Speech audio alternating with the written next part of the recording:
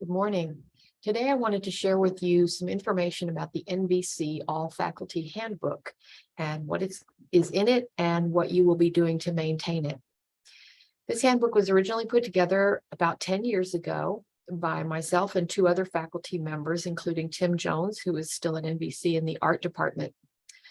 We took about a year to put it together because we wanted to work very carefully to make sure that it included everything that every faculty member might need related to employment, teaching, grading, responsibilities, just everything that a faculty member might need. We tried to design it with new faculty in mind, but also it's a resource for all faculty. We were also very careful to work with all of the departments who are mentioned in the handbook, who are linked, whose pages are linked in there, whose information is in there. And we spent a great deal of time going through legal to make sure that everything was on the up and up as far as Alamo College's legal department. So what we have now is a handbook that is very, very full of information and has a lot of links, a lot of go-to pages that are named intuitively to help people find their way around and find what they need. It was created in Canvas, but it is published as a public website. So in other words, people don't need to have a login to get to it. So right now I'm going to take a look at that, and I'll show you two different ways to get to it as well. First of all, this is the current, as of fall 2022, faculty handbook. You will probably want to make a plan to update this completely about twice a year, and then as needed, about every week is reasonable. The best thing that you could probably do is just get very, very, very familiar with what is included in it. And that way you'll be attuned to watching for those things when something changes. For example, if you know that there's a page in there related to student counseling services, then if you see an email come through that says that they've extended their hours or hired a new counselor, that might be information that you wanted to add to the handbook. When a faculty member logs in, this is what they see. They just have this short table of contents over here on the left. The table of contents is the same thing as the modules, and the alphabetical index is the same thing as pages. It just made more sense if we're thinking of it as a book to call it table of contents and alphabetical index than modules and pages, because it's not a course. There was a printable version on the home page. This was originally created to satisfy SACS COC. That will not review anything that's on a website. It has to be in PDF. So there is a way to do this in Adobe. Just Google it on how to turn a website into a PDF. But know that this thing is huge. So it does say on here not to download it or print it without realizing just how big this is. The table of contents is also listed here on the home page. And again, it's the same thing as what's in the modules. So you can go straight to any of those directly to that module on that information, or you can just use either the table of contents or modules. The first module is an introduction. It's really just information about NVC, how it came to be, history, dates. That sort of information can be obtained from Marcom, formerly PR. They're right across the hall from you in MZH 203. The view book is the most current one. That's a book that's provided to the public about NVC. Alamo Share is important because a lot of the links in here go to Alamo Share. And for anyone who's not working on campus, it can be tricky to log into Alamo Share. So this explains how to get into it. There's a link to the main website, and then a link to the About Us information. From the main website, the Northwest Vista College website, this is the other way to get to the faculty handbook. Anyone can do this, anyone, employee or not. Click Menu, Employees, and scroll about halfway down the page in the right-hand column, and there's a link there to the handbook.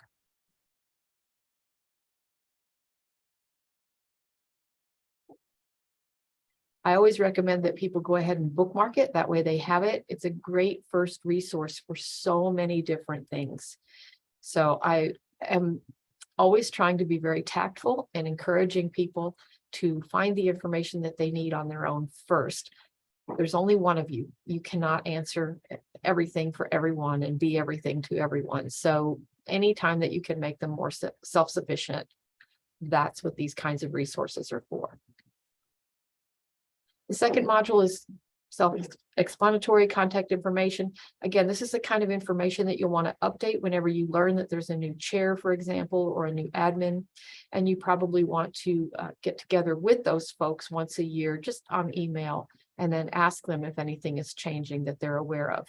There are generally changes in this frequently, especially in the admins. They tend to move around from department to department. The remote teaching resources module was put in, obviously, when we all went remote in March of 2020. There may come a time when this is no longer needed, and I would say just remove the module or make it unpublished so that it's not being viewed, but keep it there. You just never know when the next variant might come out and we might all end up going remote again. But these are resources that are very specific to teaching remotely.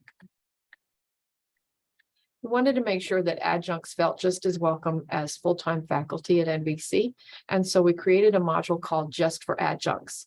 Now, certainly the information that's in here can be used by full-time faculty, and the information that's in the rest of the handbook is also appropriate to adjuncts. But this is information that specifically adjuncts seem to need right away. Who's my chair? Who's my admin? What's my pay date, that sort of thing. So those are in there and they're up front, and I think that it makes sense to put that before the full-time information. Next, we have information for all faculty. The things here that are related to teaching, overloads, that sort of thing, specifically are for full-timers. But then as you move on down here, the rest of these are for both full-time and part-time. Some don't apply to adjuncts, others apply to everybody. The faculty calendar, to my knowledge, has not been updated recently. That was being maintained by the Vice President of Academic Success's office, but I don't believe that they've updated that. Now we wanted to give faculty some resources for building their course.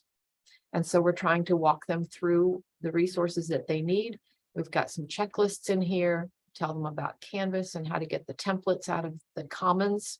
We've got some information just about building courses in general for any delivery method. Next is probably one of the most important modules, and this is all about how faculty have to interact with students. So this is everything that faculty need in order to be there, be present, and be helpful for their students. These are all of the important things like census dates, how to withdraw a student, how to add a student, what to do if you have to cancel a class, all of the resources for students, and there's tons of them. NVC really does a good job of providing all kinds of resources for students, and it's good that faculty know where to find those resources so that they can refer their students to them. Faculty are often the most trusted person that a student will go to first for anything, whether it's related to the academic class or not. So it's really good to have this information available to the faculty to make sure that they can then provide it to the students. Next, we have some information about the workplace environment. This has to do with classrooms, technology, copiers, supplies, badges, parking, that sort of thing. Then we have a whole module on grading, because of course faculty have to be very involved with grades, entering grades, keeping track of grades, attendance, that sort of thing. So we have all of that in here. Finally, we have two short modules. One is on college-wide initiatives that people may be involved with, such as QEP and accreditation. Everyone at some point will be involved with assessment. And then we have a module on technology, because more and more, every faculty member is using some sort of technology, whether it's Canvas, Zoom, the e-syllabus, all of that is in here. And then finally, we offer a place where people can give feedback.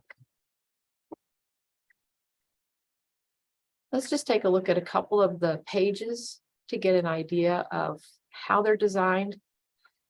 Whenever possible, I tried to keep the pages brief, helpful, and engaging. I'm using really simple kinds of editing, as you can see, but a lot of screenshots, a lot of videos.